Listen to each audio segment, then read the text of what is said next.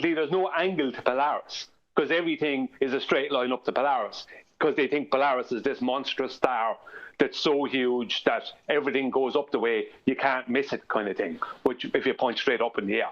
That's their claim. The same thing is happening here with the sun.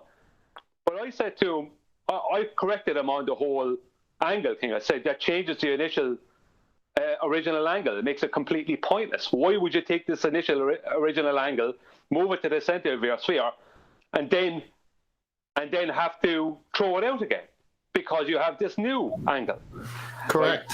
And his claim in the video was that basically the claim, without making the claim, he insinuated it, that parallel sun rays that don't happen, these parallel rays, are only because they believe they have this huge sun and it's so big, right, that even though it's 93 million miles away, by the time the rays of that sun has hit the globe Earth, it hasn't even hardly started, the inverse square law of light hasn't even hardly started yet.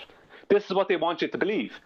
So any direction in the same angle from any position there that he sends a line out is hitting the same thing. But the sun has an angular size in the sky. No matter what claim you make about it, it has an angular size. So if I take an angle to the sun here, and I drop that angle to the top of a building, a high-rise building, right? And I drop that angle down to the bottom of that high-rise building, and I take the angle again, put the angle straight out the way, then it's going to be a different, like from my position at the top of the high-rise building, that will change my angle to the sun immediately. You know, it's just begging the question. You know, you can't, it doesn't work. And they don't do it. As Nathan said, they don't do this. They just take an angle and use it. They're not out there in the middle of the ocean drawing diagrams. They're not doing any of that. Well, that was my last question. So at what part of the video does he explain where this is actually applied in physical reality?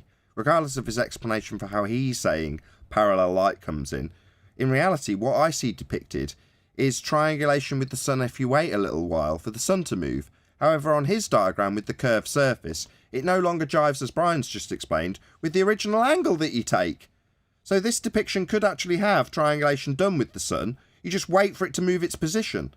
So you can then draw another circle below its GP. But in relation to the original 90-degree line that you've got, not this new angle that's pointing towards the centre of a presupposed spherical Earth. But my point, I'll say it one more time, where's this actually done, ever? It's not. It's not. That's why the sexton kills it.